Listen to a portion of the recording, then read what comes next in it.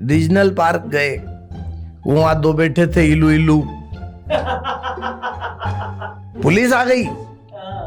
Police वाले ने कहा क्यों, शादीशुदा हो? बोले हाँ शादीशुदा है। तो बोले यहाँ क्यों बैठे हो, घर जाओ।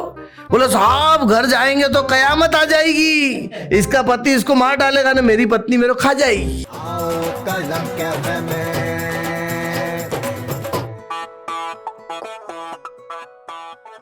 दोस्तों नमस्कार, मैं हास्य कवि अतुल ज्वाला फिर आपके साथ में हूँ, क्योंकि शाम की 5 बज चुके हैं और आप और हम इस वक्त मौजूद हैं कलम कैफे में। दोस्तों जैसा कि आप जानते हैं हंसना जीवन में बहुत जरूरी है, इसलिए आज जो मेहमान हमारे कैफे में आए हैं वो ऐसे शख्स हैं जो हास्य व्यंग्य के बड़े कवि तो हैं, प्रोफेसर हैं, डॉक्टर हैं, लेकिन उनकी बातों से आपके चेहरों पर मुस्कुराहट आती है, ये 100% है।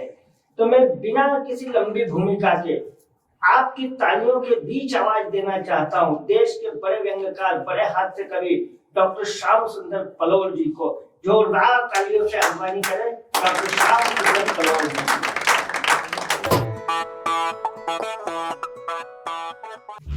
अतुल भाई ने मुझे उठाया, भगवान इनको नहीं उठाए। हाँ हंसी तो कहीं से भी आ सकती है और कैसे भी आ सकती है। अभी अतुल भाई, मैं जब उधर से आ रहा था हमारे कवि मित्र को साथ में लेकर, इंदौर में एक रीजनल पार्क है, तो कवि मित्र बोलने लगे कि यार चलो इंदौर आया हूं तो रीजनल पार्क ले चलो। मैंने कहा चलो। रीजनल पार्क गए, वहां दो बैठे थे इलू इलू। पुलिस आ गई। पुलिस वाले ने कहा क्यों, शादीशुदा हो? बोले हाँ शादीशुदा है। तो बोले यहाँ क्यों बैठे हो, घर जाओ।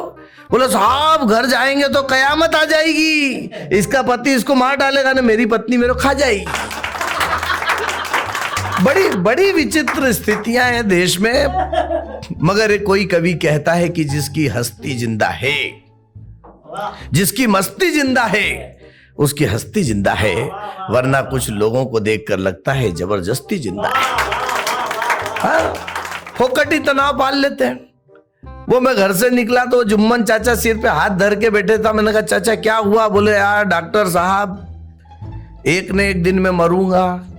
मैंने कहा इसमें कौन सी नई बात है, जो आया है उसको जाना है, जो बना है वो फना है, तो इसमें टेंशन पालने की क्या जरूरत है? बोले डॉक्टर साहब एक न एक दिन आप भी मरोगे। मैंने कहा इसमें क्या नई बात है यार जुम्मन चाचा, है और मरने से क्या डरना, मृत्यु क्या है, वस्त्र बदलना, कुछ पल का विश्राम। साथियों जीवन तो एक अखंड पर्व है, साधारण त्योहार नहीं है, लेकिन ये एक अटल सत्य है कि मरने से डरने वाले को जीने का अधिकार नहीं है। जुम्मन चाचा कहाँ टेंशन पालते हो?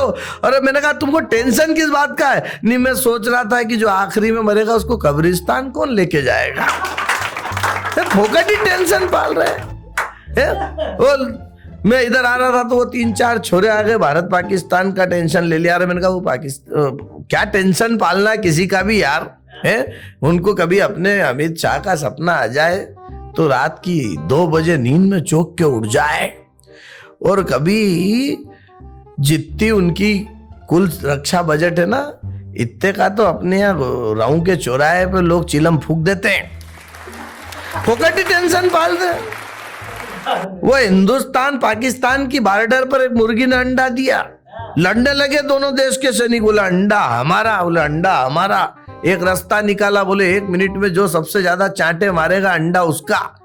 पहले हिंदुस्तानी सैनिक का नंबर आया, उसने 1 मिनट में 32 चनकट धरे।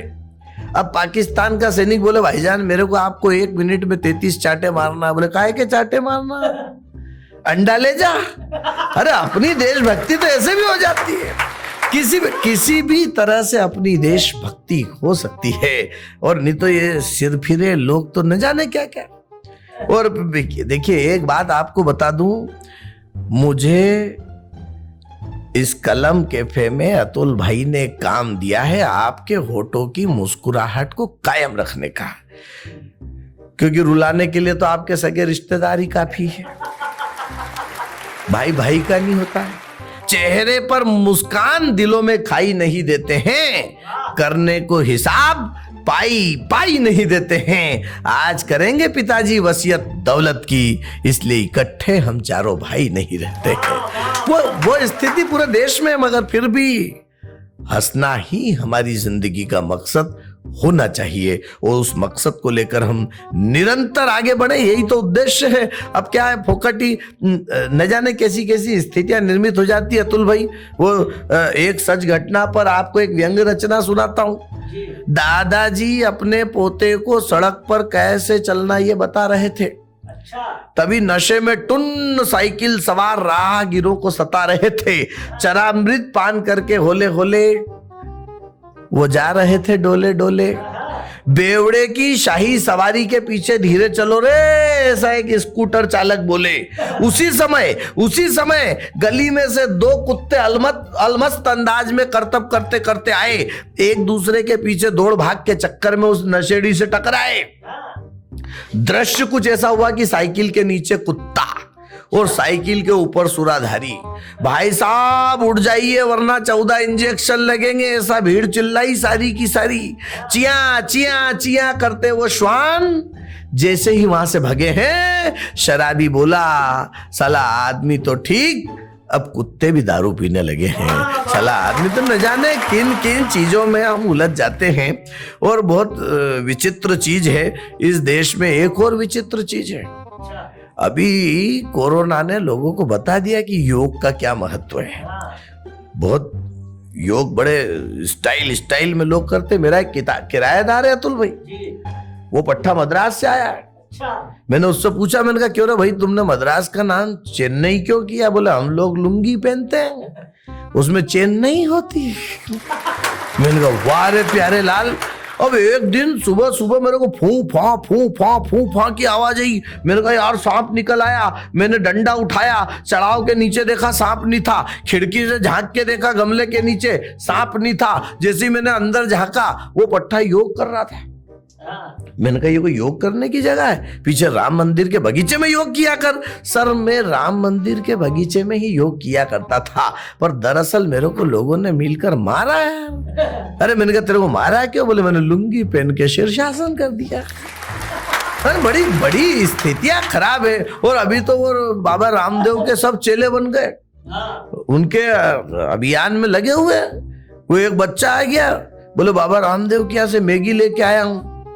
मैंने बोला इसको बनाऊं कैसे? मैंने कहा खाऊं कैसे? मैंने कहा एक नाक से खींच और दूसरे से निकाल।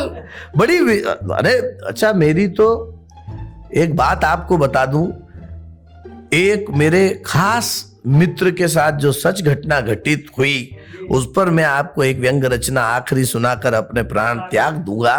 बाबा रामदेव के योग में गजब की पीड़ा है। बाबा रामदेव के योग में गजब की पीड़ा है। मेरा मित्र सौमित्र उनसे भयंकर चिढ़ा है। इस बात का खुलासा करते करते उसका चेहरा नम था।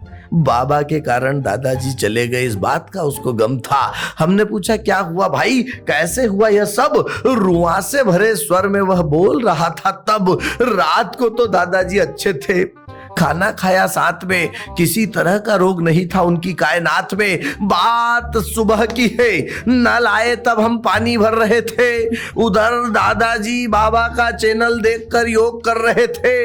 रामदेव बाबा ने कहा सांस अंदर खींचो, उन्होंने खींची। अरे टीवी देखकर योग कर रहे थे इसलिए आंखें भी नहीं मीची। आंखें फेर दी, प्राण पखेरु उड़ते ही उनके होठ भिचा गए। लाइट क्या गई मेरे दोस्त, दादाजी ऊपर खिंचा गए। लाइट क्या गई मेरे।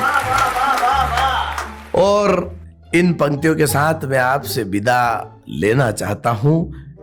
एक ही बात कि हमेशा हर खिले फूल पर नाम आपका लिखा। हमको कांटे मिले हैं चुभन के लिए और आपके ओठों पर सागर मचलता रहा। हम तरसते रहे आचमन के लिए। जय हिंद, जय भारत। बहुत बहुत धन्यवाद। ये थे डॉक्टर श्याम सुंदर पलोल जी। आप हमेशा हमारा साथ होते हैं इस वक्त कलम कैफे में। आपको हमारा कार्यक्रम अच्छा लगता है तो ज्यादा से ज्यादा लाइक कीजिएगा, कमेंट कीजिएगा और शेयर कीजिएगा। और देखना ना भूले प्रतिदिन शाम 5 बजे कलम कैफे, जहां हम हर रोज एक हिंदुस्तान की ऐसी हस्ती को लेकर आपके बीच में आते हैं जो कहीं हंसी ठहाकों की बात करते हैं तो कहीं चिंतन की बात करते हैं। कुल मिलाकर हमारा मकसद आपका मनोरंजन करना है, आपको चिंतन तक पहुंचाना है। अगर आपको कार्यक्रम अच्छा लगे तो हमारे चैनल को ज्यादा से ज्यादा सब्सक्राइब कीजिएगा, फॉलो कीजिएगा। इसी तरह हमसे जुड़े रहिए। मिलते हैं कल शाम फिर 5 बजे। तब तक के लिए गुड बाय।